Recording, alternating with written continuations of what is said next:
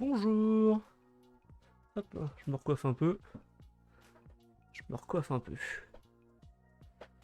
Et ben voilà, enfin on reprend les lives. Alors je sais, ça fait un peu longtemps qu'on n'a pas fait beaucoup de live avec Arthur, mais on n'a pas tellement eu le temps en ce moment. Arthur, il bosse beaucoup. Moi aussi. Donc du coup, on n'avait pas trop le temps pour les lives. Enfin, moi, je bossais surtout le week-end, en fait. Donc c'est pour ça, j'avais pas trop le temps de faire des lives, du coup.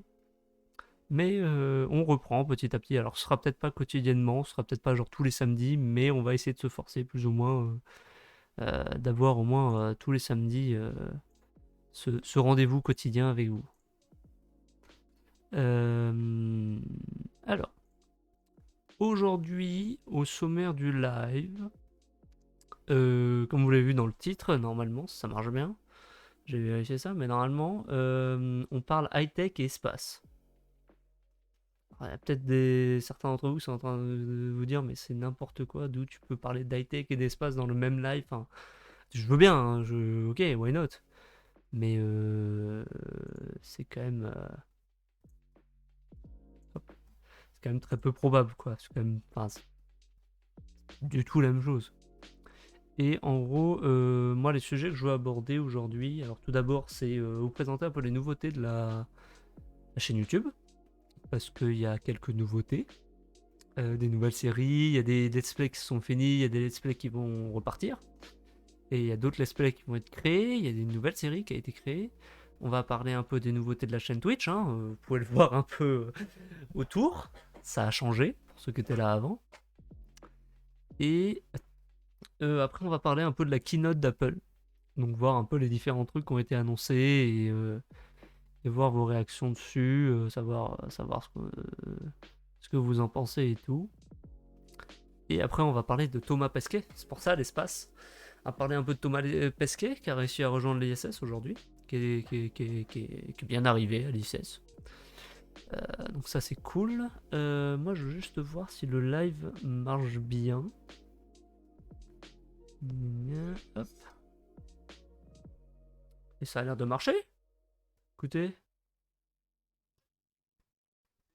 Bah ouais, parfait.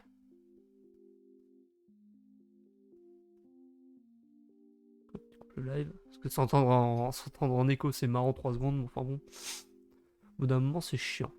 Donc voilà. Oui, c'est ça, oui, Thomas Pesquet, c'était le dernier sujet. Et après, s'il nous reste du temps, on fera. J'ai pas tellement prévu, mais peut-être qu'on fera de la retouche photo ou fera des tutos montage ou des tutos photo. Mais c'est un peu la caméra, je montre. Hop, elle est un peu trop basse. Parfait, parfait. Ok. Donc du coup, pour commencer, on va parler un peu des nouveautés de la chaîne YouTube. Pourquoi? Parce que en gros, il y a des specs qui sont finis et il y en a qui ont recommencé. Enfin, il y a des nouvelles séries qui ont commencé. Il y en a d'autres qui vont arriver. Et voilà.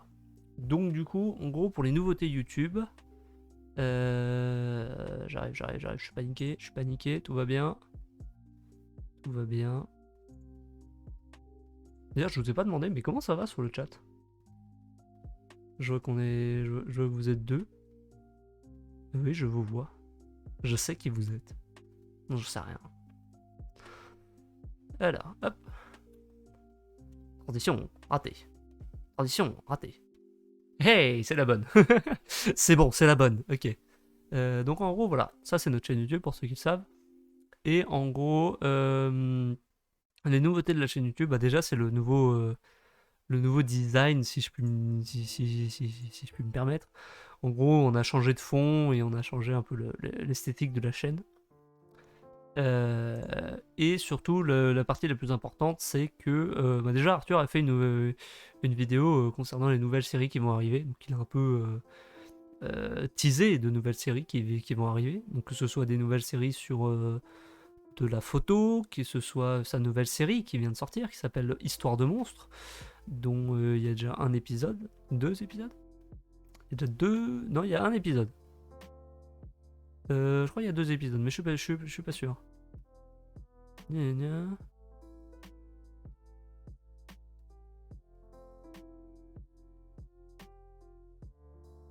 Ouais, non, il y a deux épisodes. Deux épisodes d'Histoire de monstres déjà. Donc en gros, Histoire de monstres, qu'est-ce que c'est? C'est une explication en fait, tout simplement pour ceux qui connaissent le jeu Monster Hunter, que ce soit de nom ou qui y ont joué. En gros, c'est l'explication de d'où viennent les monstres. D'où viennent les monstres, pourquoi ils ont été créés, comment ils ont été créés, d'où ils viennent, comment ils sont, comment en gros ils s'intègrent au jeu, d'où ils viennent, comment ils ont été créés, comment ils s'intègrent au jeu. Voilà. En gros résumé, c'est ça.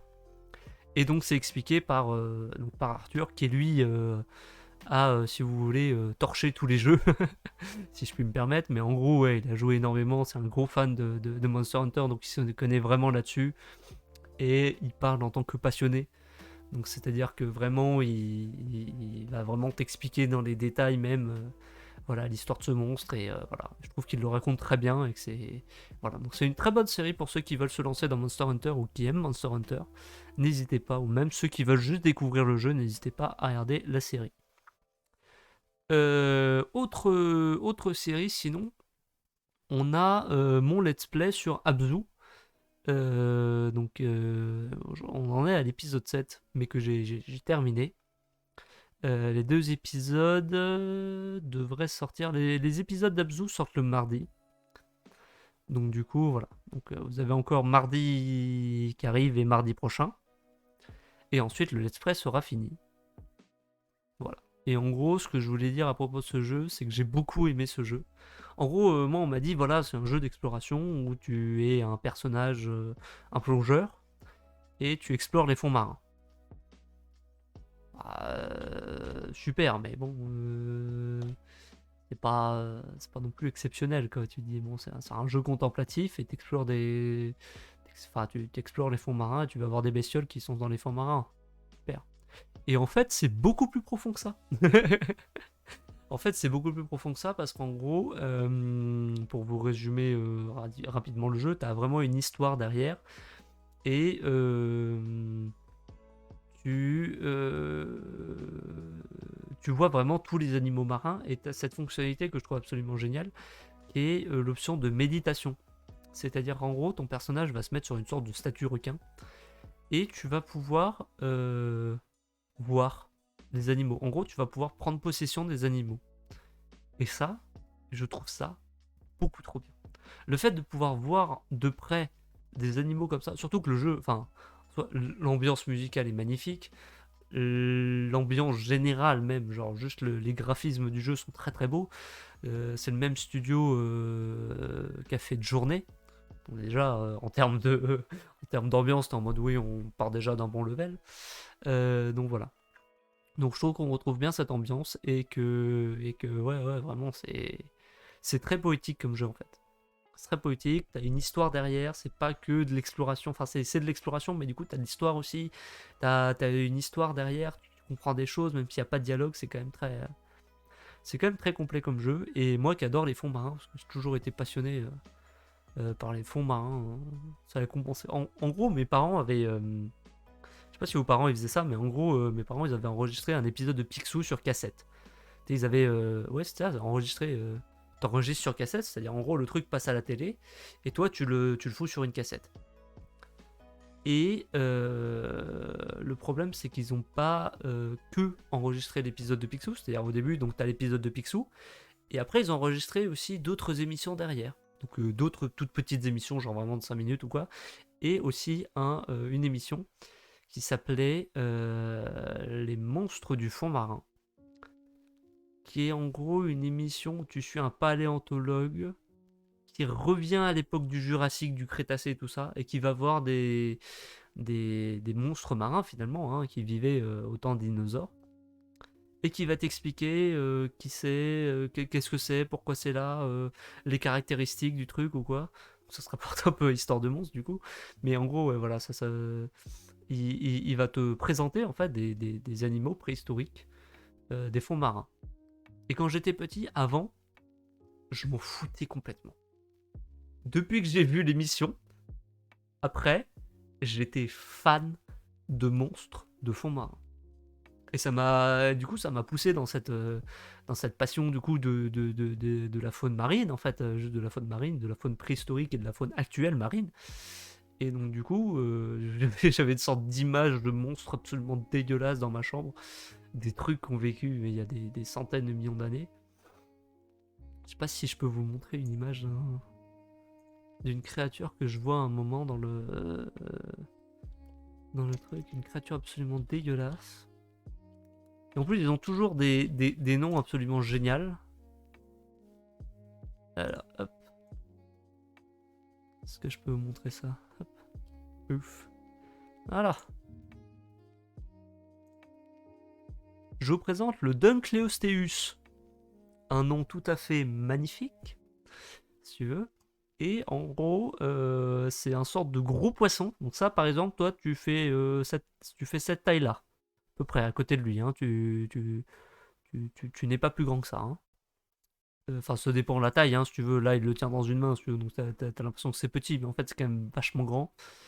Et en gros, c'est un poisson avec une peau cuirassée, c'est-à-dire que c'est une peau ultra solide et ultra badass, si tu veux. Cannibale, parce que sinon c'est pas drôle. Et qui a des sortes de grosses dents comme ça, enfin bref. Là, c'est une version un peu soft, mais je me souviens que dans le show, c'était vraiment dégueulasse la façon dont il était. C'était vraiment un truc. Voilà. Voilà, c'est ça le Dunkleosteus du show. Hop, est-ce que je peux. Je peux avoir l'image? Voilà. Hop là. Voilà. Voilà à quoi ça ressemble un Dunkleosteus. T'as envie de croiser ça T'as envie de croiser ça dans le fond des mers? Je crois pas. Honnêtement, je crois pas. C'est vraiment pas un truc que t'as envie de croiser, c'est absolument dégueulasse. Voilà. J'espère que je vous souhaite de bons cauchemars après ce live. Hop. Donc voilà, donc ça c'était pour Abzu. Donc le let's play se termine. Et moi après je vais renchaîner sur d'autres jeux. Je pense que je vais... Arthur m'a parlé d'un jeu qui s'appelait The First Tree. Et en gros qui raconte l'histoire d'un renard, si je dis pas de bêtises, qui doit retrouver sa famille. Mais en gros apparemment il m'a dit c'est à peu près du même quota qu'Abzu, c'est-à-dire c'est vraiment un jeu contemplatif et poétique. Le genre de jeu que moi j'adore si tu veux. Donc du coup ouais. Ouais, je pense que je vais le faire. J'avais aussi pris... c'est quoi c'est Rise of the Tomb Raider. Rise of the Tomb Raider. Donc c'est un Tomb Raider quoi. Que je voulais faire aussi. Parce que j'avais déjà commencé un let's play sur un des Tomb Raider. Mais... mes rushs avaient complètement bugué. Je sais pas si vous voyez sur la chaîne, il y a une vidéo qui s'appelle voilà, les bases de la photographie. Et dans lequel j'explique toutes les un peu, genre je résume grosso merdo les bases de la photographie. Et en gros, ce qui s'est passé avec ce live, c'est que du coup j'étais en live et j'enregistrais en même temps. Et ça, mon ordi l'a pas du tout kiffé. Ce qui fait que du coup, la vidéo lag. C'est-à-dire des fois, le son est ok, le son il va très bien, mais des fois l'image freeze et je reste figé pendant je sais pas, genre 5-10 secondes, et après ça revient. Donc c'est chiant quoi. C'est chiant.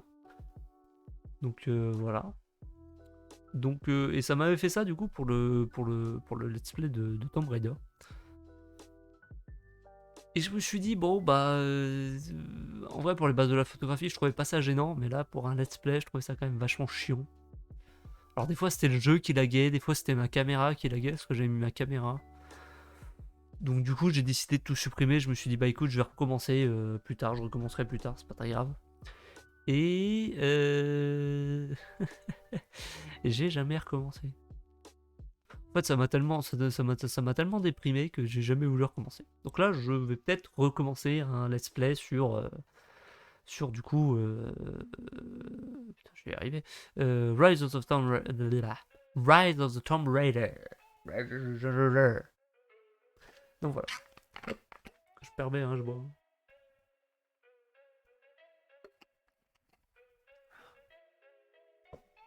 buvez de l'eau, c'est important. Donc voilà, ça c'est pour les let's play. Concernant le let's play sur Ori and the Blind Forest, je vais aussi le recommencer, vous inquiétez pas. Mais en gros, le fait est qu'avec ce jeu, il est dur. Ce jeu est dur. Ce jeu est assez dur et donc du coup, j'ai dû. Enfin, c'est pas que j'ai pas envie d'y jouer, j'ai bien sûr bien envie d'y jouer, mais c'est vrai que je me dis que tu vois, il y a pas mal de phases comme ça où je galère pendant plusieurs minutes et moi ça me fait chier de galérer sur un jeu. Enfin, je sais que c'est le but du jeu, si tu veux, un jeu trop facile, ça n'a aucune saveur. Mais ouais, le fait de galérer sur un jeu, ça me saoule. Donc je vais recommencer, je vais refaire des let's play d'Ori. Je vais commencer un let's play sur The First Tree. Et je vais commencer un let's play sur Tomb Raider. Pas tout en même temps, hein. On soit bien clair, hein. Je vais peut-être d'abord finir Ori and the Blind Forest, après je commencerai Tomb Raider. Voilà. Comme ça au moins j'aurai 2 let's play en cours, voilà, vous aurez pas que des épisodes d'Ori, et comme là vous avez eu... attendez, hop. Non, raté. J'arrive vraiment pas avec ces changements de scène. Comme là, vous avez eu que des épisodes de Abzu, quoi. Je vais essayer de faire un mix entre les deux, un peu d'Abzu, un peu d'Ori, un peu de The First Tree, un peu de Ori and the Blind Forest, histoire de, voilà, de faire des trucs un peu plus cool. Autre chose sur sur les mises à jour de la chaîne YouTube. En gros, ce que j'aimerais faire, c'est pour ça que je fais un live aussi aujourd'hui, c'est que pour nous motiver à faire des lives, parce qu'en gros, moi, le problème que j'avais avec les lives, c'était que, bah là, même en ce moment, voilà, je sais que je vois mes statistiques, je vois que j'ai un seul spectateur. Moi, je ne sais pas qui tu es, hein, bonjour, hein, si tu veux, n'hésite pas à te manifester dans le chat, mais voilà. En gros, le fait est que la plupart du temps, je commençais les lives, je parlais un peu tout seul, et j'avais toujours 0 spectateur.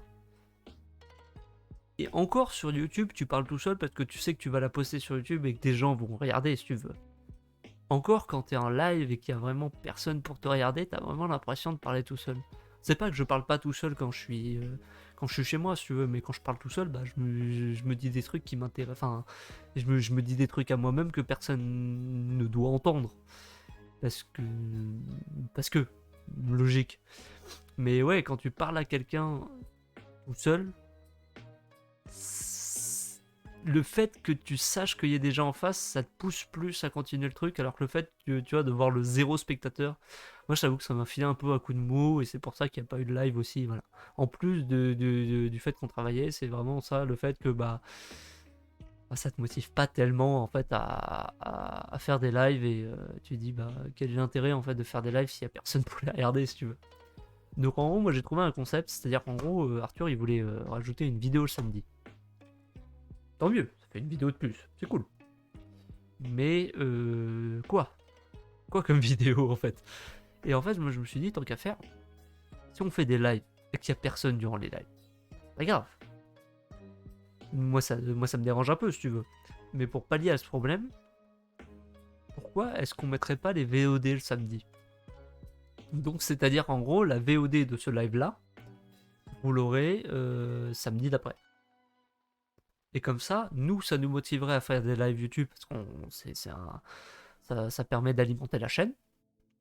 Et en plus, ça nous motive parce que même s'il y a personne qui regarde le live pendant qu'on le fait, ou pendant que l'un de nous le fait tout seul parce que l'autre n'est pas disponible, et ben au moins on sait qu'on ne parle pas forcément. Enfin, sur le coup, on parle à personne, mais qu'après, des gens vont peut-être regarder le truc, et du coup, qu'on parle vraiment à des gens.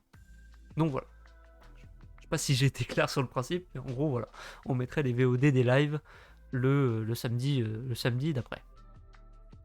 Et donc, du coup, on pourrait maintenir ce truc des lives le samedi, ou alors on le décalerait à un autre jour, mais on vous préviendra sur Twitter. N'hésitez pas à nous suivre sur Twitter, on est assez actif, on n'est pas non plus hyper actif, hein, mais on est assez actif. Surtout pour les lives et tout. Moi j'avais essayé de mettre un truc, mais ça n'a pas du tout marché. Je vais remettre cette scène là. C'est bien d'avoir ma gueule en premier plan, mais Au moment, ça doit un peu vous saouler. Ouais, j'avais essayé de mettre un truc, je sais pas si vous connaissez IFTTT. Mais en gros, c'est un truc qui permet d'automatiser des trucs. Et alors là, mais alors ça n'a pas du tout marché. Mais alors vraiment pas du tout. Donc voilà. Bon, c'est pas très grave, hein. Mais en gros, j'avais mis à chaque fois que je commence un live ici, donc sur Twitch, ça poste un tweet en disant on est en live sur tel jeu ou sur telle catégorie avec le lien du Twitch. Et ça l'a pas fait. Il y a absolument rien sur le Twitter. Donc ouais, je sais pas pourquoi. Mais ça a pas du tout fonctionné. Donc faudrait que je vois pourquoi ça n'a pas fonctionné. Regardez si ça l'a fait. Peut-être ça met un peu de temps. Non, que dalle. Bon, bah écoute, c'est pas grave. Je vais le faire en live, c'est pas grave. Hop, live en ce moment. Je vais mettre genre live blabla en ce moment.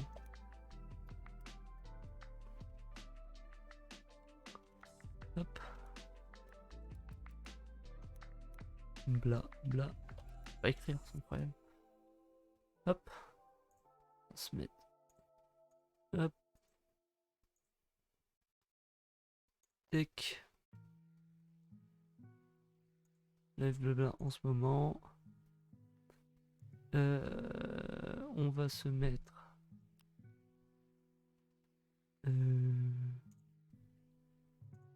Tac. Couper le son. Fais-moi toi. Hop.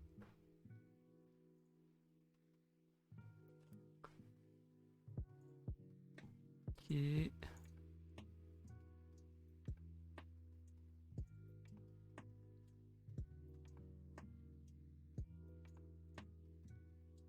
Non, c'est pas dans image. Vidéo.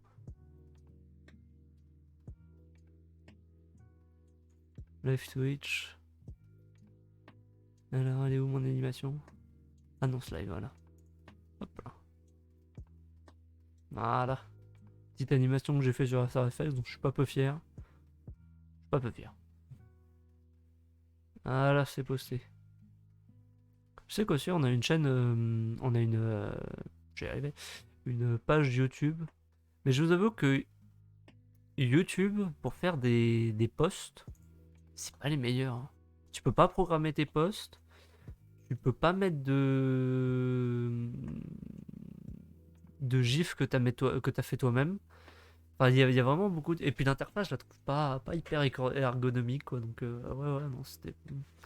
Mais du coup, je poste carrément moins sur Facebook que sur Twitter. C'est pour ça que j'invite la plupart du temps aux gens à rejoindre sur Twitter. Pour ceux qui veulent, le Twitter, il est... Hop, il est... J'y arrivé, là. Je t'entends de mon Rico. C'est la chaîne officie 1. On a essayé la chaîne officielle et ils nous ont dit non, c'est déjà pris. C'est bon. Officie 1, voilà. Alors, on suit le résumé que je vous ai fait au début. Maintenant, on va parler des nouveautés, puisque maintenant je vous ai parlé des nouveautés de la chaîne YouTube. D'ailleurs, je vais essayer de faire des... Pour cette VOD là, je vais essayer de faire un truc que je vois pas mal sur YouTube, c'est les chapitres. Je sais pas si vous voyez. C'est en gros, en dessous de la vidéo, dans la timeline de la vidéo, tu vois en fait quel timecode correspond à quel sujet. Comme ça, je vais essayer de faire, surtout pour les VOD d'ailleurs, pour les épisodes, c'est pas très grave, mais pour les VOD, comme ça au moins, si quelqu'un veut voir juste la partie sur là où on va parler de Thomas Pesquet et l'ISS, ou juste la partie où on va parler de la keynote d'Apple, bah ils iront directement au timecode qui correspond. Voilà, ce qui prend complètement les trucs d'avant. Ça, je pense que ça peut être pas mal, mais je sais pas comment on fait, je vais me renseigner. Et normalement, sur la VOD, il y aura le système de chapitres. Voilà. On parle d'un autre sujet. On bouge de sujet, on passe juste d'une plateforme à l'autre, hein. On va passer de YouTube à Twitch. Parce que, comme vous pouvez le voir, bah ça a un peu changé. Eh oui. En gros, en gros, on a changé un peu le style de la chaîne. De manière très résumée, hein, on a changé le style graphique de la chaîne. Parce que, en gros, j'aimais bien l'ancien fond. C'est pas ça. Mais le truc qui me dérangeait, c'était le fait que ça bougeait pas. Je voulais un fond animé. Je voulais que ça bouge un peu. Parce qu'en gros, c'était cool, hein, si tu veux. Hein, on avait c'était joli, tout était bien et machin. Mais le problème, c'est que ça bougeait pas et c'était un peu trop statique. Et moi, je t'avoue, j'aime pas trop. Du coup, on a changé le fond. Enfin, j'ai trouvé un fond qui est animé. Et j'ai changé le fond. Et je trouvais aussi ce magnifique cadre qui, du coup, est aux couleurs du fond. Et qui, du coup, aussi est animé. T'as vu, les couleurs, elles tournent. Oui, c'est Jackie Tuning, mais écoute, j'aime bien. En gros, moi, ce que j'essaie de faire, en fait, avec cette chaîne, c'est vraiment de changer un peu. C'est d'avoir une identité graphique, en fait. C'est vraiment, en gros, quand on voit les couleurs, on se dit ah, c'est la chaîne officielle. Ok. Tu vois, genre quand on voit le logo, on se dit ah oui, c'est ça. Tu vois, genre Squeezie, il a une identité graphique. Enfin, tous les streamers, tu regardes tous les streamers, ils ont une identité graphique avec des couleurs qui sont propres à eux et des logos qui sont propres à eux. Tu vois. C'est pour ça, le graphisme sur Twitch, est quand même vachement, il est quand même vachement présent, quoi. Est-ce que je peux retrouver mon fond? Bah, je vais juste mettre l'ancienne manière. Ça charge. Hein. On a une petite musique Feng Shui, c'est trop bien. Donc voilà, donc ça c'était l'ancien fond, donc c'était un peu rouge et un peu bleu, c'était un peu plus foncé. Voilà. Donc ça c'était l'ancien fond. Et du coup maintenant ça ressemble hop, à ça. Donc c'est un peu plus pétant. J'avoue que moi je trouve ça cool. J'essaie de l'assombrir un peu, mais pas trop, parce que sinon après ça faisait vraiment trop bizarre. Et j'aime bien ce côté un peu, tu sais, genre un peu fumé, un peu nuage, un peu machin. Donc ça j'aime bien. Et le rouge et le bleu, ainsi que le blanc pour l'écriture, c'est voilà, c'est ce que je considérerais être l'identité graphique de la chaîne officielle. Donc voilà. Si jamais vous avez des messages comme ça, mais si jamais vous avez des potes graphistes, ou alors vous connaissez des graphistes qui seraient prêts à, tu sais, pour s'entraîner ou quoi, ou bénévolement, à tenter de faire un logo avec un L, un C et un O pour la chaîne officielle, avec du coup cette identité, genre du coup avec du blanc, du rouge, du bleu. Je suis chaud. Je suis chaud. Il n'y a pas de problème, n'hésitez pas à nous contacter. Voilà, donc juste des gens étudiants graphistes qui voudraient avoir un truc à travailler ou quoi. Je sais pas. Donc ouais, ouais. Si jamais vous voulez, n'hésitez pas à nous contacter. Vous avez l'adresse mail. C'est email pour la chaîne. Je vais le marquer dans le chat. Hop. Et ce sera marqué de toute façon chaîne gmail gmail.com. Voilà. Voilà. En gros, c'est ça. Et voilà. Si jamais vous avez des potes graphiques ou vous êtes vous-même graphiste et que vous voulez vous entraîner avec un truc, avec des spécificités, ça se dit? Ouais? Non, non, ça se dit, des spécificités. Et ben voilà, n'hésitez pas à nous contacter et on pourra s'arranger. Ce sera bien sûr d'une façon bénévole. Hein. On n'a pas. Non, on n'a pas on a clairement pas de quoi vous payer. Et voilà, mais voilà. Mais je me dis que ça peut être un entraînement. Ceux qui veulent. Qu'est-ce que je voulais vous dire au niveau des nouveautés de la chaîne Twitch? Oui, il y a la petite barre. Vous voyez qu'il y a une petite barre qui tourne depuis tout à l'heure. Alors ça, j'avoue, un peu du vol. J'avoue. En fait, c'est pas vraiment du vol. En fait, c'est un... Il y a pas mal de youtubeurs comme ça sur américains la plupart du temps qui, en gros, vont t'expliquer comment bien streamer. Alors, des fois, les conseils sont bien. Des fois, les conseils sont un peu à la ramasse, si tu veux. Il y a un peu des trucs où t'es en mode genre... bon, c'est un peu bizarre. Mais voilà, en gros, Euh, donc sur cette chaîne, t'as un mec qui t'explique comment bien streamer, le matériel qu'il te faut, le matériel qu'il te faut pas, machin, et tout. T'as un autre mec qui est du coup le graphiste de la chaîne, qui lui va t'expliquer tous les concepts graphiques, tout, voilà, comment faire ci, comment faire ça, comment bien accorder les couleurs, comment machin. Et, euh, et donc il a un Discord, et sur son Discord, des fois il met des trucs gratuits. Excuse-moi. Et donc en gros, ça c'était un des trucs gratuits. Donc c'est une petite barre qui tourne avec Streamlabs, je crois. Ouais, ça doit être Streamlabs. Et en gros, ça dit, donc ça, je l'ai en plus grand, hop, ici. Donc ça dit le nombre de personnes qui est en train de regarder. Donc hop, raté, là, voilà. La dernière personne qui s'est abonnée, au milieu. Ça, je crois que c'était le nombre de donations. Ça, c'est le nombre d'abonnés. Bon, avant, c'était le nombre d'abonnés, c'était à 21. Et ça, je crois que c'est le nombre d'abonnés. Je sais plus.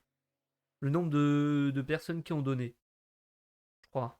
Ça, c'est la quantité qu'ils ont donné. Et je crois qu'à droite, c'était le truc avec la couronne, là. Je pense que c'était le nombre de personnes qui ont donné. Voilà. Et en gros, je crois qu'aussi, ici, quand ça tourne, au milieu. Quel micro. Voilà. En gros, ici, quand ça donne, si jamais vous donnez, faites un don. Je crois qu'il y a une catégorie aussi où il dit où c'est marqué le nom du dernier donateur.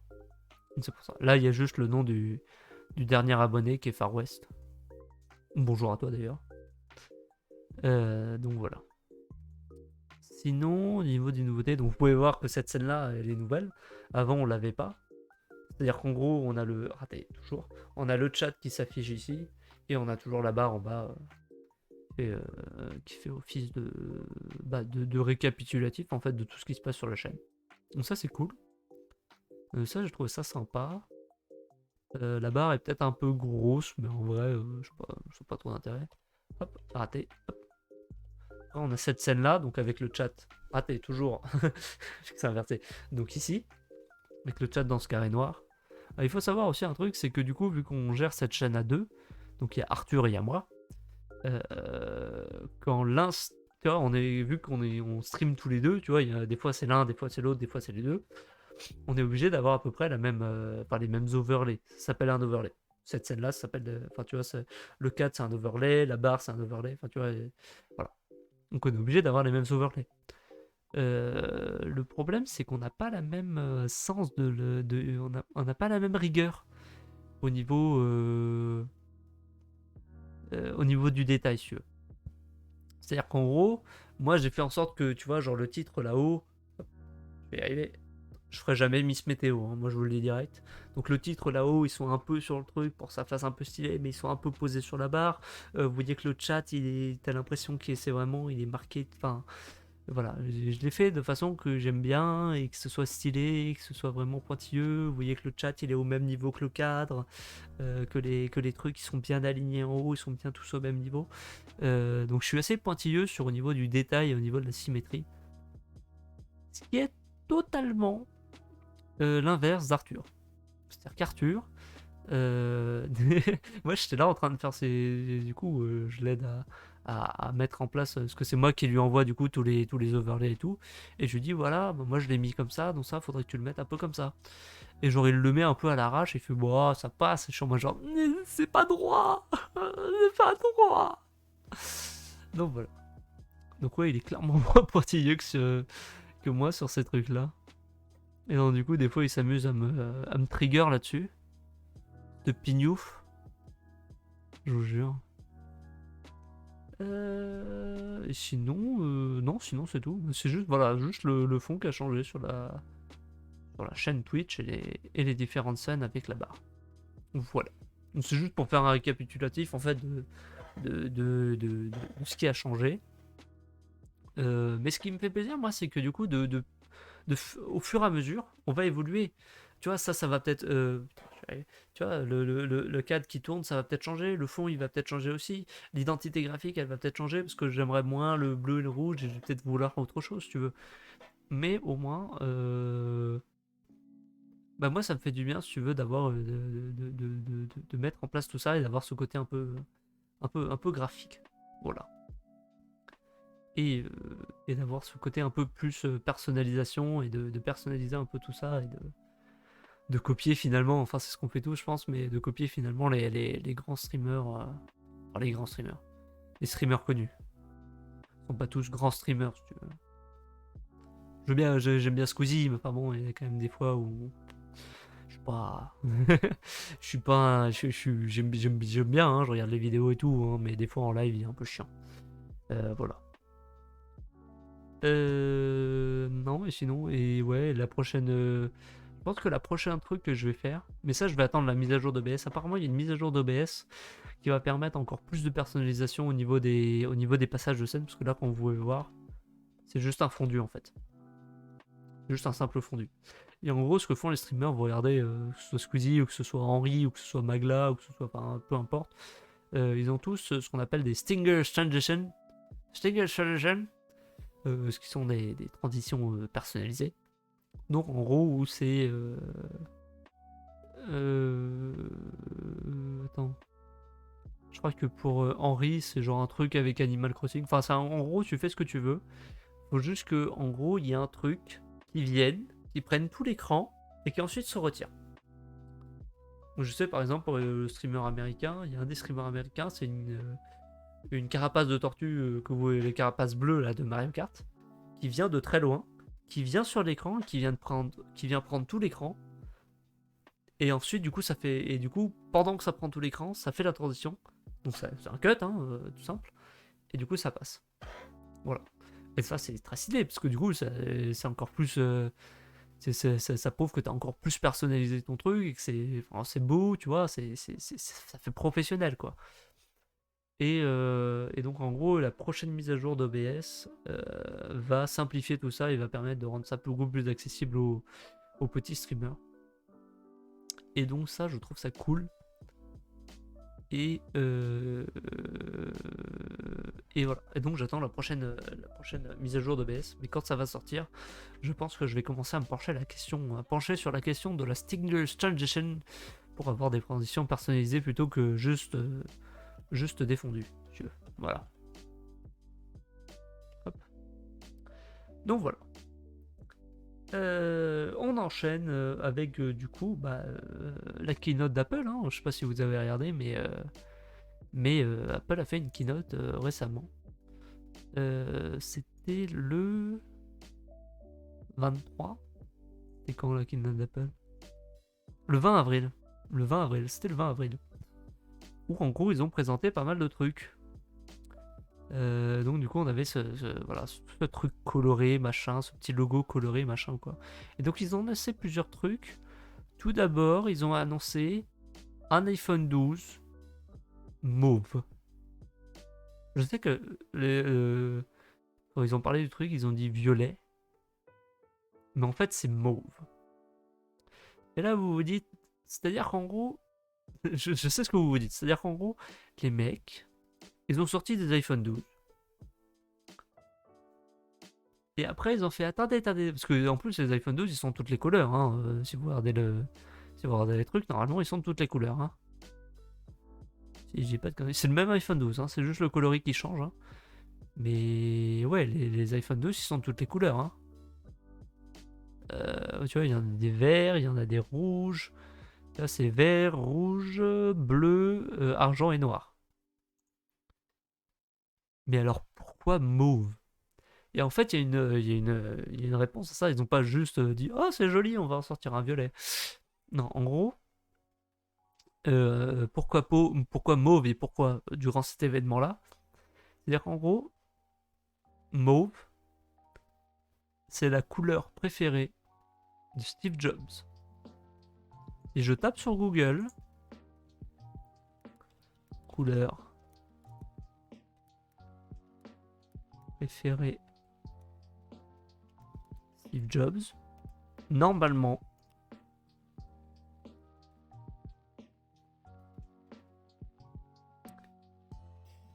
C'est autre chose.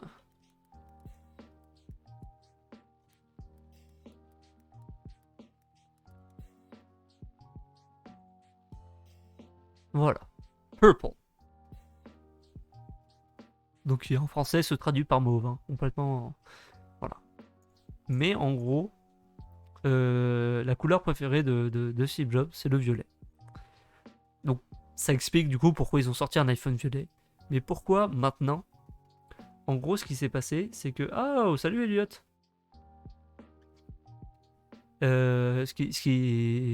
Pourquoi le 20 avril? Parce qu'en gros, ça va faire 10 ans que Steve Jobs nous a quittés. Et en gros, c'est comme pour rendre un hommage, c'est-à-dire qu'en gros, ils rendent un hommage à Steve Jobs en faisant un iPhone de sa couleur favorite. Voilà. C'est pour ça qu'ils ont sorti un iPhone violet le 20 avril.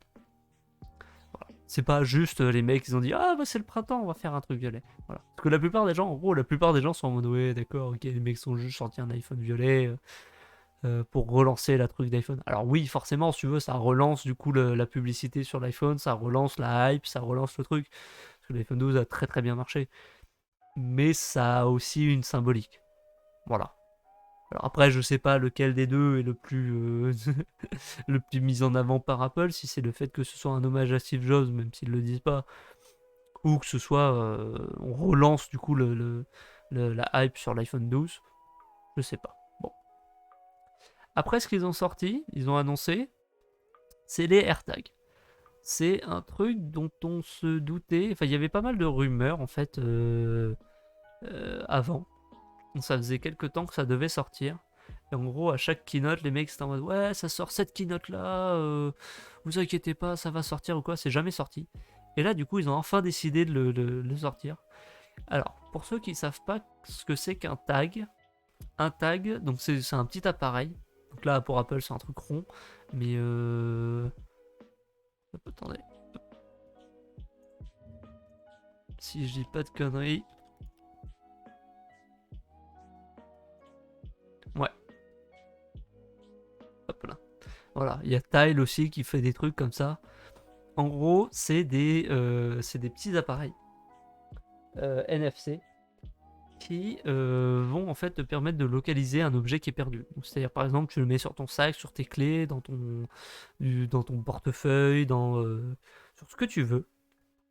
Et en gros, dès que tu vas l'avoir perdu, avec l'application, alors forcément c'est pour iPhone, hein, je pense que tu peux l'utiliser avec un Android, mais tu as clairement moins de fonctionnalités. En gros, tu vas pouvoir donc voir ton truc. Et si jamais il est dans la même pièce que toi, tu vas pouvoir le localiser. Et ça va te dire du coup où il est via une petite interface avec une flèche qui va te dire où aller, machin, et jusqu'à combien de mètres tu es avec des retours haptiques. Donc ça c'est très pratique.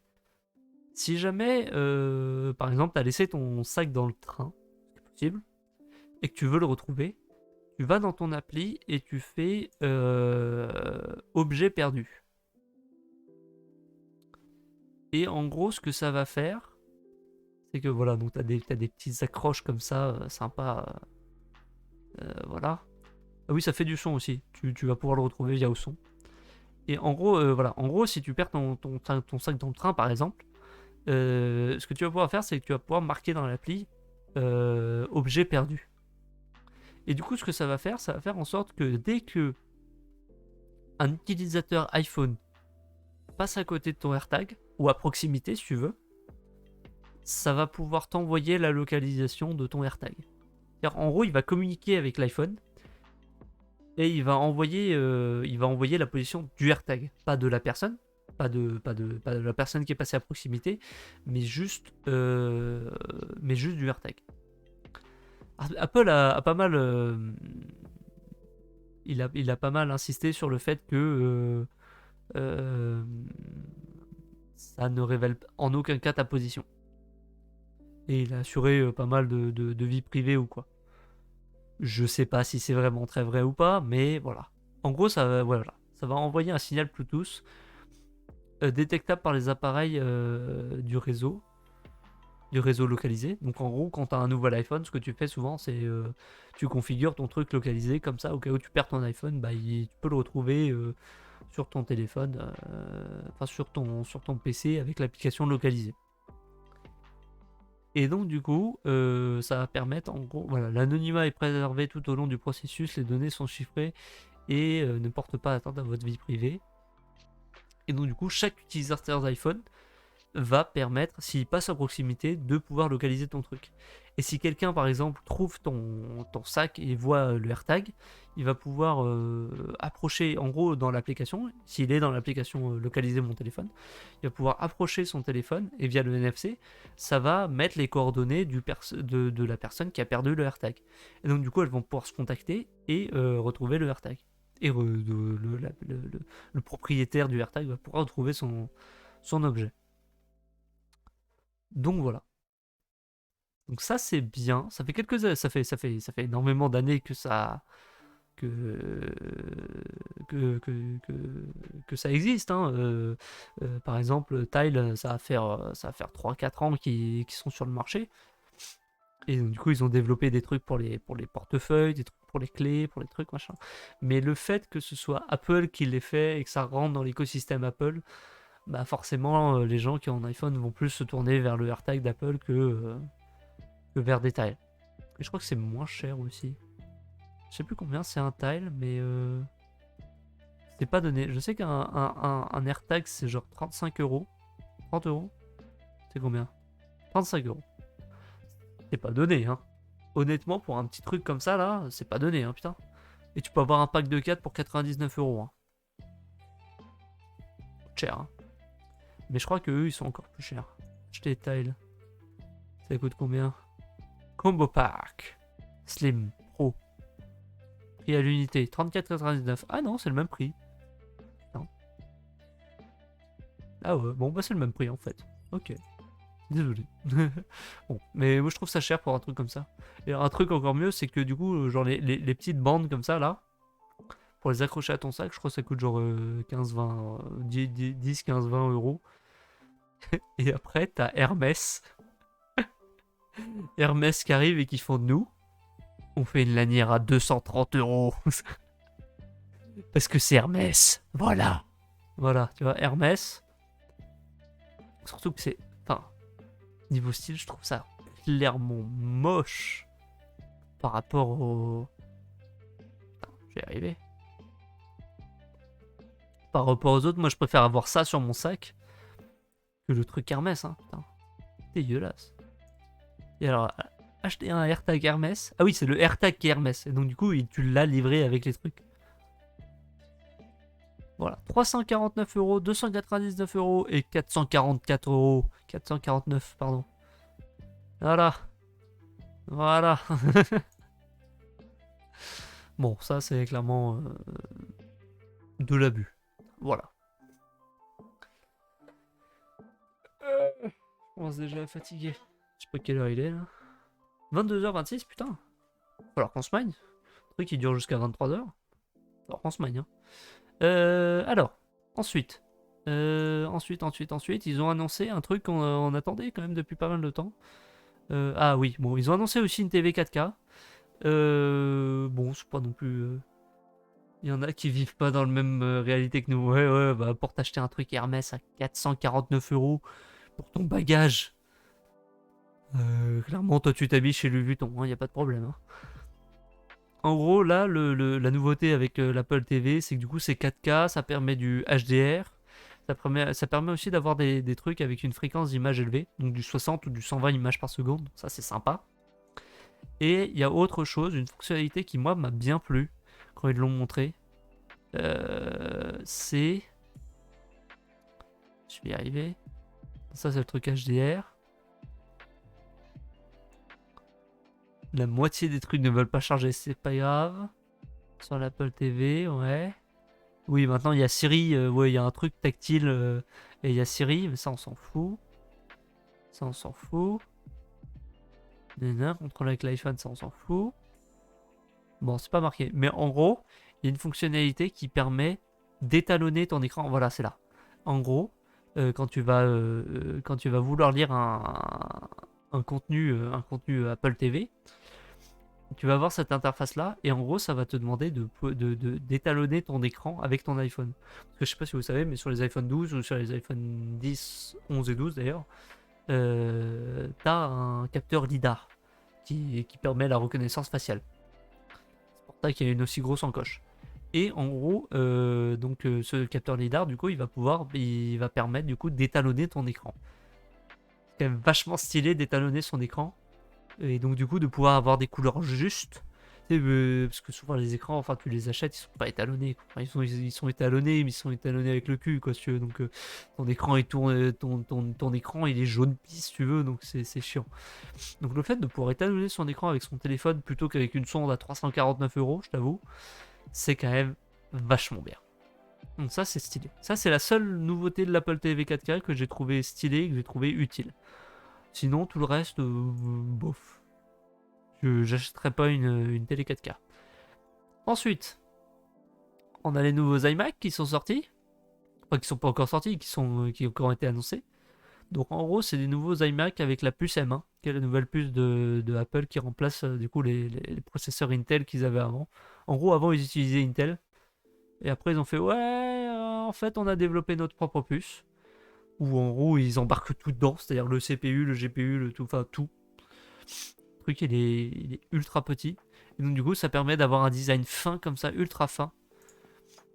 Et, euh, et ils sont beaux et en même temps je les trouve un peu bizarres. C'est-à-dire en gros ils sont beaux. Le fait que ce soit coloré, moi ça me dérange pas trop si tu veux. Mais ils ont fait un truc que j'aime pas trop. C'est les bordures blanches. Genre en vrai ils auraient pu être beaux si les bordures étaient restées noires. Voilà ce que je crois. Mais sinon je trouve ça assez stylé. En vrai. Puis ils ont l'air ultra puissants. Donc ça me convaincra pas d'aller acheter un Mac si tu veux un iMac, mais bon écoute, ça a l'air pas mal. Ils supportent le Dolby Atmos. Ils ont aussi un écran 5,4K, je crois. En gros, c'est du Retina, donc c'est une très très bonne densité de pixels. 4,5K par contre. De 24 pouces, il y a une webcam HD avec des micros qui permettent de se concentrer que sur ta voix via le logiciel. Une caméra HD qui va te permettre d'avoir un traitement logiciel qui va te permettre d'avoir une meilleure image. Donc voilà, ils ont vraiment pensé l'iMac pour du télétravail, c'est un peu le cas en ce moment si tu veux. Donc ça c'est franchement pas mal. Et ensuite, on a eu une magnifique séquence avec Tim Cook qui se fait passer pour un Tom Cruise dans Mission Impossible et qui va du coup voler la puce bionique, la puce M1 de l'iMac pour la foutre dans un iPad Pro. Donc l'iPad Pro, tu as deux versions. Tu as une version du coup avec la puce M1, donc ton iPad il est juste monstrueux si tu veux, il est juste ultra puissant, ça n'a aucun intérêt si tu veux, mais bah tu as un iPad ultra puissant.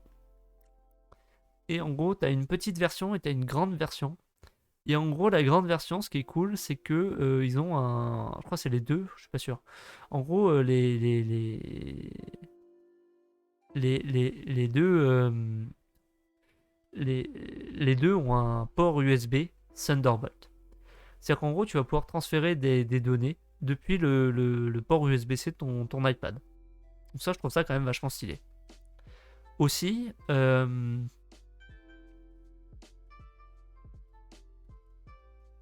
voilà. Je vais y arriver. Voilà. En gros, la plus grande version a un écran XDR comme les écrans XDR 8K qu'ont sorti Apple à 1000 €. Trucs complètement abusés mais qui sont géniaux. Donc là, du coup, tu as à peu près le même écran dans un iPad. Le seul truc qui change, c'est la technologie de rétroéclairage. C'est-à-dire qu'en gros, là, ils sont passés au mini LED. Donc ça, c'est quand même vachement stylé. En gros, les mini LED, qu'est-ce que ça fait? Ça fait qu'en gros, voilà, t'as plein de mini LED qui vont avoir des zones indépendantes. Je sais pas si vous voyez, en gros, l'OLED, qui est une technologie de rétroéclairage, quand on va y avoir des pixels noirs, les pixels vont être éteints. C'est ce que tu as sur la plupart des téléphones Nojo. Et sur certaines télés. Les mini LED, c'est entre le LCD et l'OLED. C'est-à-dire qu'en gros, c'est des petites LED. Et en gros, il va y avoir des zones dans l'écran. Donc plein de petites zones qui regroupent plusieurs LED.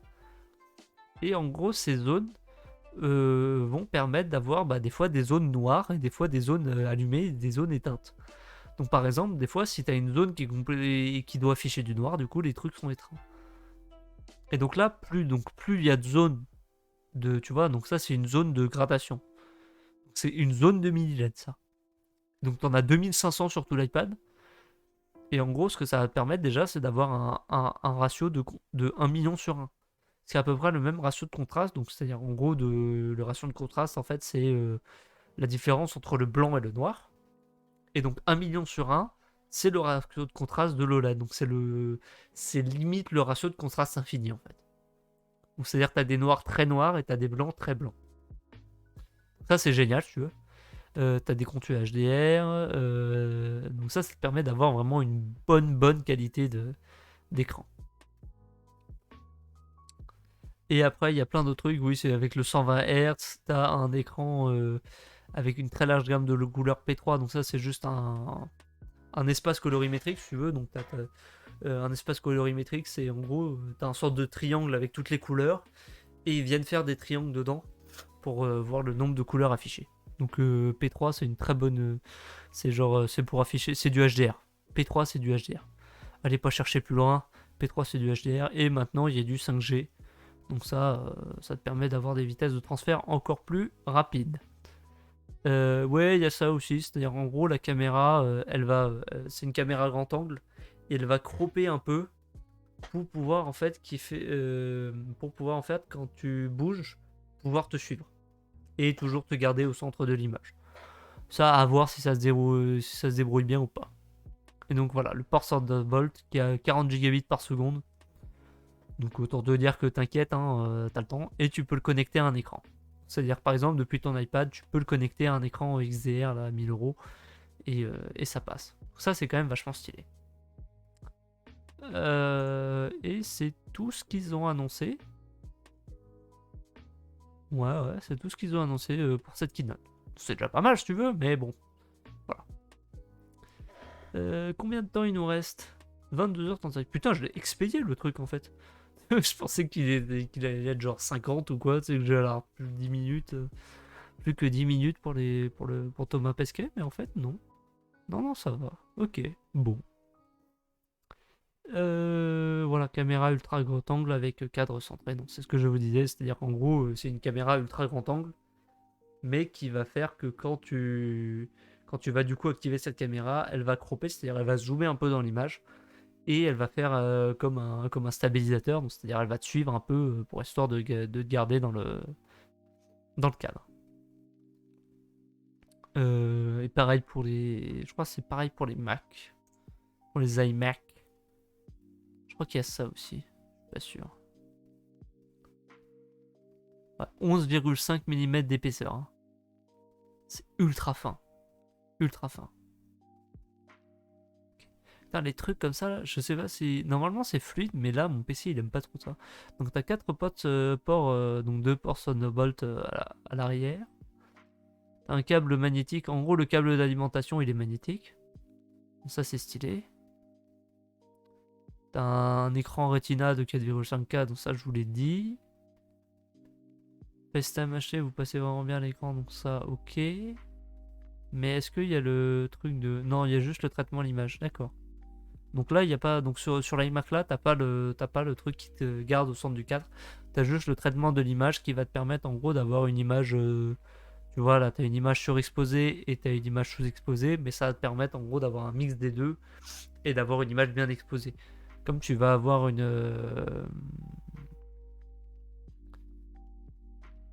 tu vas avoir plusieurs images qui va te permettre du coup d'avoir moins de bruit, donc c'est-à-dire du grain dans l'image. Ça c'est bien. C'est un traitement logiciel qui te permet d'avoir une meilleure image. Voilà, t'as 6 haut-parleurs qui font du Dolby Atmos. T'as la puce M1, ça c'est normal. T'as des applications qui ont été créées pour, voilà. Ouais, toutes les applications de ton iPhone, tu peux les avoir sur ton iMac. C'est-à-dire quand tu reçois un appel, tu l'as là. Quand tu reçois un message, tu peux foutre tes messages là. Donc C'est vraiment, c'est vraiment pratique en fait d'avoir tout dans l'écosystème Apple. Le seul problème, c'est que ça coûte extrêmement cher si tu veux. Mais c'est vrai que l'écosystème d'Apple est quand même vachement bien foutu et t'as tout ce que tu veux, si tu veux. Tout fonctionne avec tout et enfin, tout fonctionne avec tout dans l'écosystème Apple. Donc ça c'est stylé. Ah oui, ils ont fait une nouvelle souris, un nouveau clavier, un nouveau trackpad pour matcher les couleurs. Voilà. Pour ceux qui veulent vraiment avoir les nouveaux iMac avec la nouvelle souris, le nouveau clavier, le nouveau machin, ils vont débourser, moi je te le dis.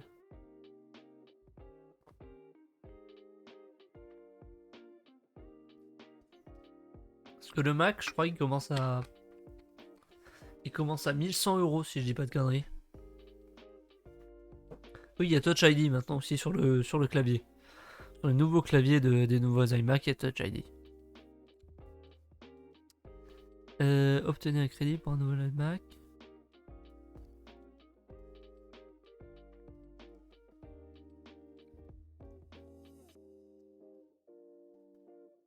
Voir les prix, voilà.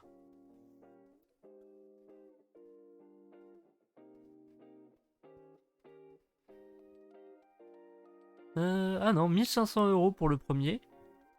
Donc pour la version de base. Avec 8 Go de RAM. T'as que deux ports Thunderbolt. Et de l'USB 4. Après, et t'as que de 4 coloris. Après, t'as la version d'au-dessus à 1669 €. Donc toujours les 8 Go de RAM, les 256 de stockage. T'as l'écran Retina. T'as toujours les deux ports. T'as deux ports USB 3. Ok. Ah, et t'as le port gigabit Internet. Ce qui est en fait ce qu'ils ont fait sur cet iMac là, c'est-à-dire qu'en gros, le port Ethernet, ils l'ont bougé, mais sur le bloc d'alimentation. Il est plus derrière le Mac, maintenant il est sur le bloc d'alimentation. Pas con, ça t'évite d'avoir 3000 câbles qui sortent de ton iMac. Ça, c'est pas mal. Et t'as un Magic Keyboard en plus avec Touch ID. Ok. Et après, t'as la dernière version, je pense que c'est la plus chère, avec, à presque 2000 €, si tu veux, à 1900 €. Où là, t'as les deux ports USB 4, t'as les deux ports USB 3, t'as le gigabit internet et t'as le Magic Keyboard. Attends, c'est quoi? Qu'est-ce qui change? Ah oui, t'as les 512 Go. Ok. Donc ceux-là, c'est les mêmes. C'est juste qu'en gros, t'as plus de stockage sur celui-là. Voilà. Donc t'as la version avec moins de trucs, moins de cœur. T'as pas le port gigabit Ethernet. T'as que deux ports Thunderbolt. Et après, t'as les deux versions complètes, mais une avec plus ou moins de stockage. Ok. Donc ouais, en fait, c'est plus cher que ce que je pensais. Mais bon, c'est l'écosystème Apple, quoi, si tu veux. Tu l'achètes aussi pour le logiciel. Si tu veux, le truc est bien, la techno est bien, il y a plein de composants qui sont géniales, ça va vite, il y a beaucoup d'autonomie et tout. Mais tu l'achètes aussi parce que ça va dans l'écosystème Apple et que le logiciel est vachement bien foutu, quoi, si tu veux. Parce que tout marche ensemble, quoi. Et bah écoutez, je pense qu'on a fini avec la keynote d'Apple. Voilà, c'est tout ce qu'ils ont annoncé. Et voilà. C'est vrai que la keynote d'Apple, ils avaient, enfin, si vous voulez la revoir là, ils ont fait pas mal parce que du coup c'est un événement virtuel si tu veux. Et donc du coup ils ont fait pas mal de plans, donc que ce soit au drone ou que ce soit, ils font ça au drone FPV, c'est les drones qui vont, en gros t'as les drones normaux. Et après, t'as les drones FPV, ça s'appelle, c'est des drones de course en fait, qui vont extrêmement vite. Et donc, t'as plein de. Hop là. Let your heart see the color. Voilà. Et donc, regarde, ça, c'est des plans au drone normal. Donc, avec Tim Cook qui présente ça dehors, machin ou quoi. C'est génial. Et après, je sais pas si je peux. Donc, ils ont tourné ça entièrement dans le parc d'Apple. Je sais pas si je peux avoir un.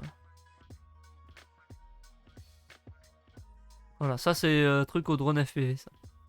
Attends, non. Il est où mon truc au plan de drone? Gna gna gna. Je vais le trouver, hein, je vais le trouver. Ah oui, ils ont présenté aussi Apple Card, mais étant donné que c'est pas valide en France, Il n'y a pas en France. J'en parle pas parce qu'il n'y a pas grand intérêt en fait. Voilà, donc ça, il présente ça en violet. Ok. Ah, là, celle-là. Ah, celle-là.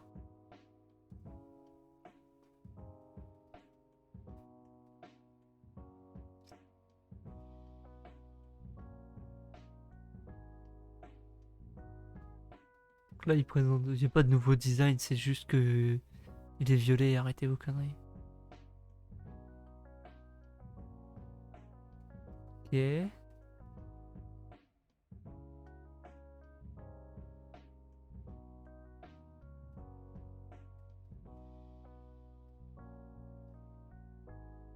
Et là, je crois qu'il va y avoir un plan au drone FPV. Ah non. Oh, attendez. Voilà. Donc ça, c'est les plans au drone FPV. C'est-à-dire qu'en gros, le drone, il va très vite. Et là, vous voyez, il passe juste à ras des plantes, à ras des trucs. Et la plupart des plans au drone FPV, ce qu'ils font, c'est que, voilà. Et là, hop, transition. Et là, on passe sur le truc. C'est pour ça que j'aime bien les keynotes d'Apple et c'est pour ça que je la regarde. C'est parce qu'ils ont ce côté assez très cinématographique et très. Mais ils gèrent tout, quoi, si tu veux. C'est beau, c'est fluide, il y a des belles transitions, les mecs se téléportent d'un endroit à l'autre. C'est vachement bien goupillé, quoi. Donc tu le regardes une première fois pour les annonces et tu le regardes une deuxième fois parce que, bah, putain, bah, c'est beau, quoi. C'est beau et puis tu vois des moments de caméra que tu vois pas tous les jours, donc c'est quand même vachement sympa. Donc voilà.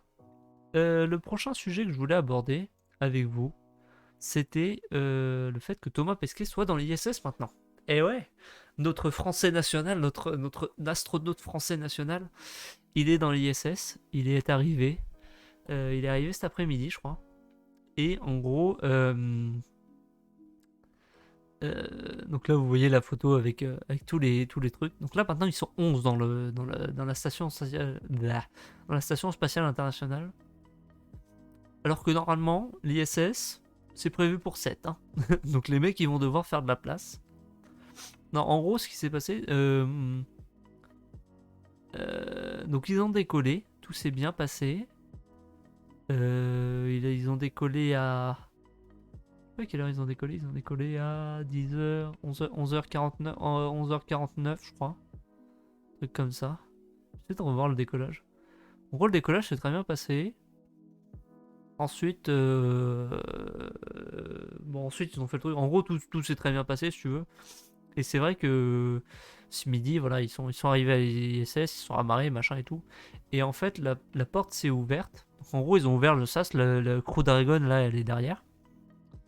Et ils ont mis énormément de temps à sortir. Et en fait, quand tu sais pas, tu te dis, c'est vraiment bizarre parce que les mecs ils sont juste. Enfin, genre, t'as juste une porte, quoi. Enfin, genre, même c'est ouvert si tu veux. Et en fait, ce qui se passe, c'est qu'il y a une différence de pression, en fait, entre le Crew Dragon et l'ISS. Et il y a une différence d'oxygène, différence de. Enfin, voilà, il y a une différence de milieu, en fait. Et donc du coup, ils sont obligés en fait d'avoir une sorte de repressurisation de la capsule Crew Dragon et du coup de prendre ce temps en fait pour que l'équipage passe d'un milieu à l'autre parce que sinon je crois qu'il y a des chocs ou quoi, je suis pas spécialiste là-dessus hein, donc voilà. Mais en gros voilà, ils ont mis énormément de temps et quand ils sont arrivés, ils se sont tous pris dans les bras, c'était très beau. Est-ce que je peux voir le moment où ils se sont pris dans les bras?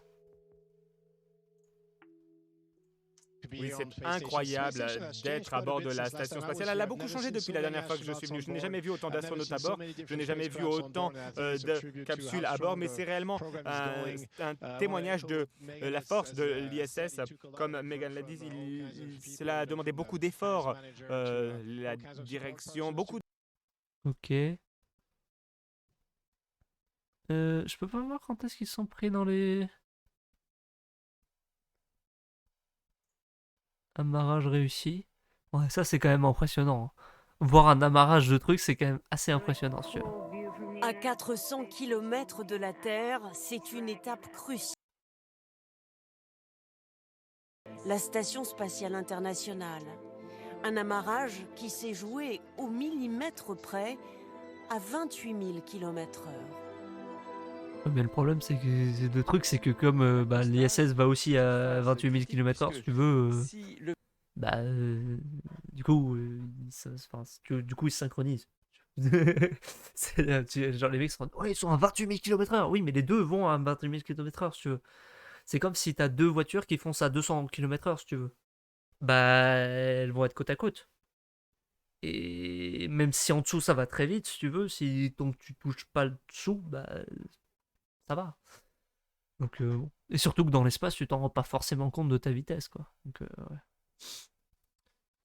L'exploit, c'est surtout que le premier étage de la Falcon avait déjà été utilisé. Ah ouais? Ah putain, ça je savais pas ça. Ah ouais, il était utilisé pour Bob and Dog, non? Bob and Doug, Bob et Doug. Parce qu'il y a déjà, oui, il y a déjà eu un truc SpaceX avec deux astronautes américains qui sont allés sur l'ISS. Est-ce que c'est est-ce que ce premier étage... Oh! Qu'est-ce qui s'est passé? J'ai reçu un truc, mais je sais pas quoi. Bob and Doug. Oui, c'est ça, ouais. Bob et Doug, ouais, ouais, c'est ça, ouais. Ok. J'ai pas vu ce qui s'est passé. Ah oui, parce que j'ai la musique, mais en fait, j'ai pas mis... Je crois que j'ai pas mis sur ce truc-là les trucs. Les deux. Salut, du coup. Ouais, bah écoute, bonjour à toi. Bonjour à toi. Estrella. Du coup.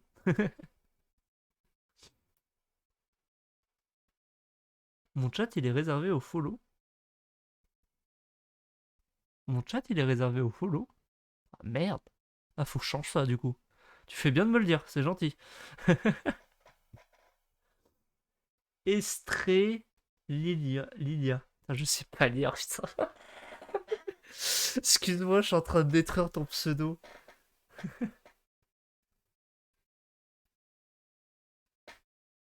Estré Lilia. Bon, pas très grave, je ne saurais pas lire ton pseudo. C'est-à-dire, même avec des lunettes, j'arrive pas à lire, hein. Si tu veux passer 22 heures, voilà. Ah, merci, merci Elliot Crémou. Merci. Merci. Voilà. Euh,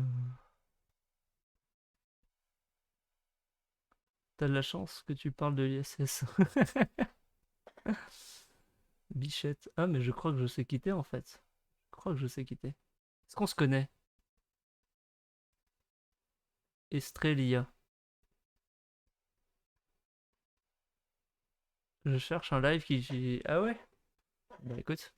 Bah là en même temps c'est l'occasion d'en parler si tu veux parce que bah... Je connais pas, d'accord, ok. Non parce que tu parlais un peu comme un pote à moi, donc c'est pour ça que je me suis dit est-ce que c'est un... Est-ce que c'est un pote à moi qui est venu sur mon live et qui du coup fait semblant, mais je... Bon, si tu me connais pas, c'est pas très grave. Ok. Donc ouais, ouais, du coup, oui, effectivement, c'est le moment d'en parler si tu veux. Je suis une fille, pardon. Je suis désolé. Mais je peux pas savoir. Je peux pas savoir. Strelia, c'est le. Il y a des mecs qui ont des pseudos qui pourraient ressembler à des pseudos de filles. Il y a des filles qui ont des pseudos de mecs. Donc c'est vrai que ouais, sur Twitch, je peux pas du tout savoir. Voilà. Mais maintenant, je sais que t'es une fille, donc t'inquiète pas. Je ne ferai plus d'erreur. Je vais me faire insulter de sexiste après, machin. Bon, on recommence à parler d'ISS. Le pouvoir de l'anonymat, ouais, c'est ça. Mon dieu.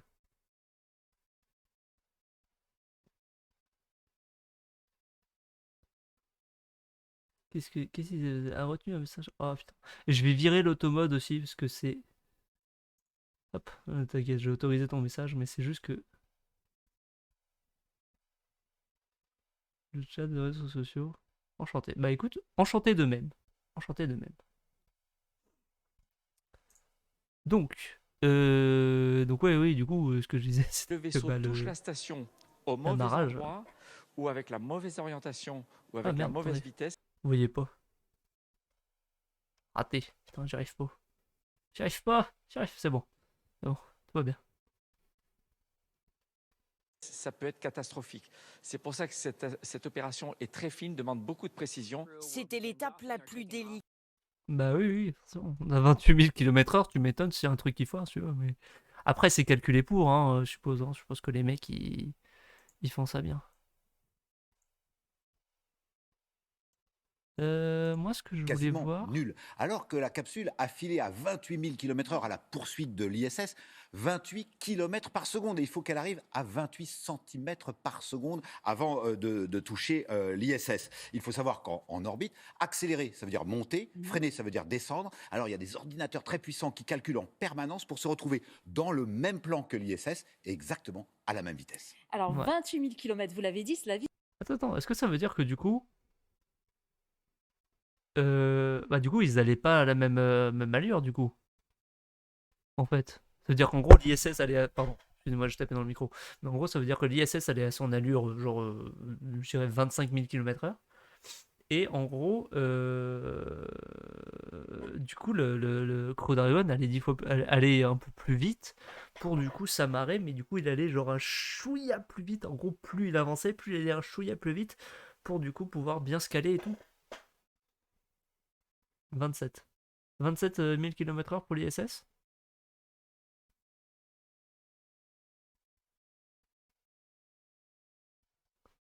C'est ça?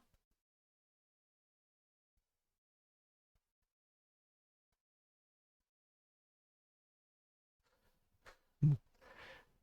Mais ouais, du coup, sinon, 27 600 pour être exact. Putain, d'accord, ok. Effectivement, ça se voit que t'es passionné d'espace. Donc ouais, ok.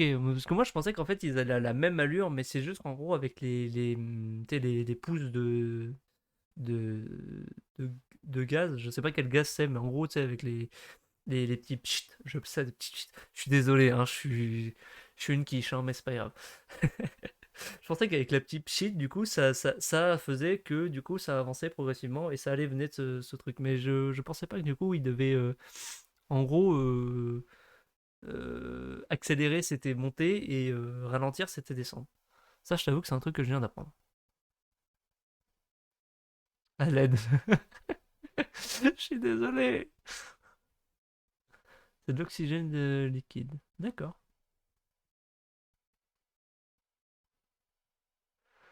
Euh, Vitesse de la capsule, pourquoi a-t-elle besoin de 23 heures pour rejoindre la station qui est à 400 km? Oui, c'est surprenant parce que hier, on a vu qu'après 10 minutes, Oui. Elle était déjà à 200 km d'altitude, tout de suite Exactement. après à 400 km d'altitude. Mais Bon, là, elle on a doit déjà le poursuivre décollage en la arrière-plan, station mais spatiale internationale j'essaierai de qui va me... Bah, d'est voilà. en Parfait. ouest. Alors, on fait le tour de la Terre plusieurs fois pour essayer de la rejoindre. Le record, il est détenu par les Russes. Il y a une capsule Soyouz qui, en partant de Baïkonour, a mis simplement 3 heures à rejoindre l'ISS. 2 fois le tour de la Terre et toc, elle avait capturé l'ISS. Oui. En général, c'est entre 6 et 12 heures. Mais c'est plus compliqué en partant de Floride parce qu'on est décalé par rapport à l'équateur. La Floride, c'est moins loin que Baïkonour par rapport à l'équateur. Alors c'est plus simple, vous le disiez, en partant de Baïkonour. Ben oui, parce que les premiers éléments de l'ISS, il y a 20 ans, ont été envoyés en calculant la trajectoire depuis Baïkonour. Merci beaucoup pour vos explications très claires, Jean-Christophe. D'accord. Bon, bah écoutez, j'aurais appris des trucs. J'aurais appris des trucs. Mais du coup, Elliot, tu disais qu'il y avait... le premier étage, il était utilisé, mais du coup, c'était bien pour la fusée de... Pour la fusée de Bob and Doug.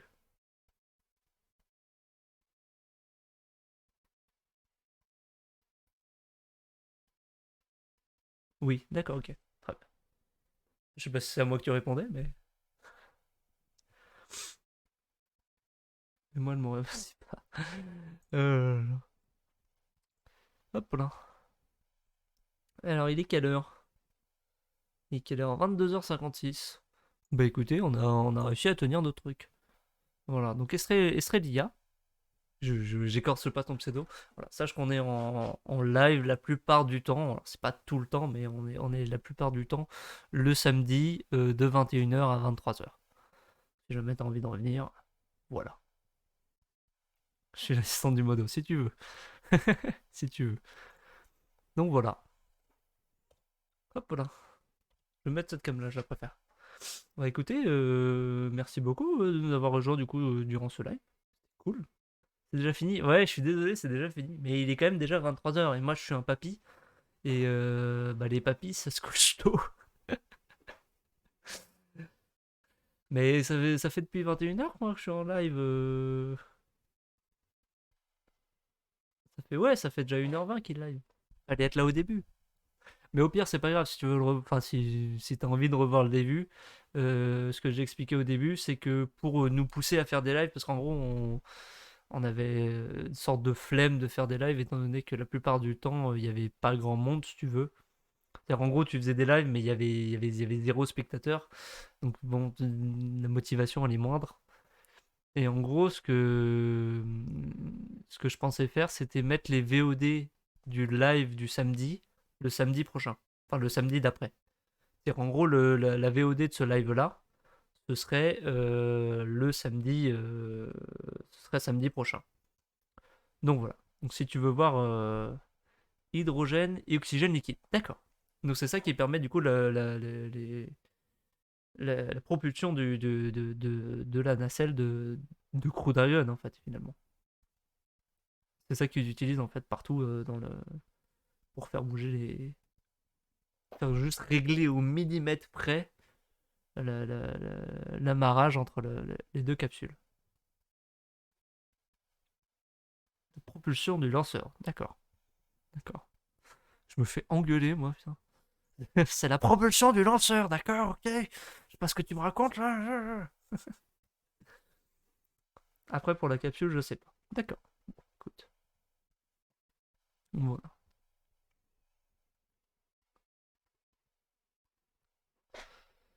Euh, Donc, ouais. Si jamais tu veux voir Si jamais tu veux voir la VOD, il y a la chaîne YouTube qui est là. Voilà. Si tu veux t'abonner ou quoi, il n'y a pas de problème. Mais oui, oui, effectivement. Mais surtout que là, maintenant, ils sont 11 hein, dans l'ISS. Hein. L'ISS, elle est prévue pour 7 astronautes. Et là, ils sont 11. Donc, les mecs vont devoir faire de la place et tout. Genre, déjà, tu les voyais là dans le truc et tout. Les mecs savaient pas où se mettre. Il y en avait un qui était à l'envers. Je sais pas, je crois que c'était lui qui était. Putain, mais vous voyez pas en fait. Putain, pire streamer de France quoi. Donc, lui, il était à l'envers en haut.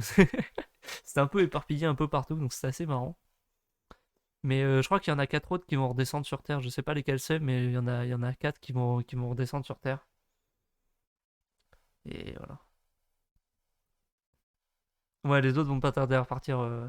Ce que disait Thomas Pesquet, c'est en gros, il disait voilà, on va avoir quelques temps pour pouvoir se dire au revoir, discuter un peu avant qu'il y en ait 4 autres qui partent, quoi.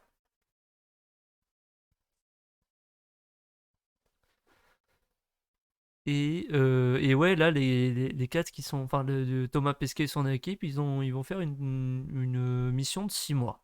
Si je dis pas de bêtises, c'est une mission de 6 mois. Ouais, enfin après, faut avoir la condition physique, hein. T'aimerais bien y aller, mais je pense que déjà le décollage, vu le nombre de jets que tu te prends dans la tronche, ouf,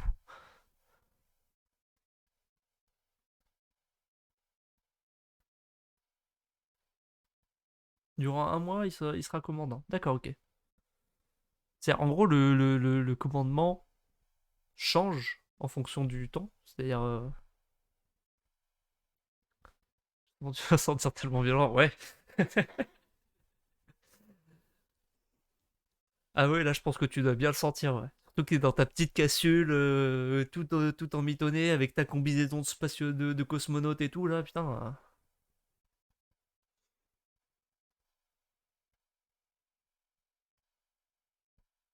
Donc bon. C'est vrai qu'un vol 0G, ça m'intéresserait. Genre, encore décoller dans l'espace, bien sûr, j'ai envie d'aller voir l'espace et de voir parce que ça a l'air juste magnifique. Mais c'est vrai qu'un vol 0G, ça peut être sympa. Ça doit faire peur, mais franchement, l'expérience doit être sympa. Juste le fait de flotter. Genre, à quel moment? Ouais, j'avoue que l'intérieur est sympa, mais bon, t'es quand même confiné, tu vois, t'es quand même un peu les uns sur les autres.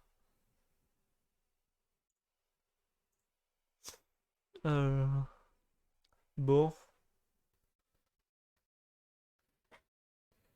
bah, ça a l'air confort, surtout que depuis que SpaceX a refait la capsule, en fait.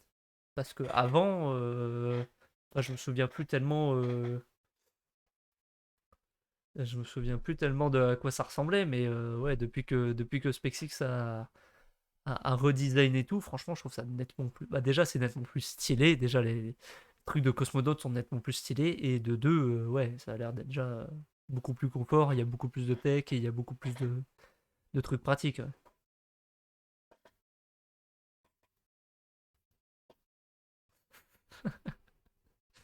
Tu fais ce que tu veux avec Thomas, chacun ses fantasmes, on ne te jugera pas. Bon, écoutez, je pense qu'on va terminer ce live là. Voilà, donc vous aurez la VOD sur YouTube du coup samedi prochain. Je vais essayer de faire comme j'ai dit le truc avec les chapitres là en bas pour que vous ayez du coup toutes les news et toutes les trucs dont vous voulez en fait. C'est-à-dire en gros si tu veux pas avoir la keynote d'Apple, tu vas directement au truc de l'ISS. Si t'as pas envie d'avoir la présentation que j'ai fait au début, tu vas directement à la keynote d'Apple et voilà. Donc voilà, et écoutez, voilà, on accueille Estrelia sur la chaîne. Et on a notre fameux Mono Elliot qui est toujours là, toujours vaillant, un vaillant soldat. Donc voilà. Écoutez, merci beaucoup d'avoir suivi ce live et merci d'être venu. Et si jamais ça vous a plu, n'hésitez pas déjà à venir nous suivre sur Twitch. On stream normalement tous les samedis de 21h à 23h. Euh, Si jamais vous voulez voir les vidéos YouTube, n'hésitez pas à aller sur la chaîne YouTube qui est là. Normalement, vous dites déjà si vous voyez la VOD. Et à vous abonner pour être au courant des nouvelles vidéos. Et moi je vous dis salut!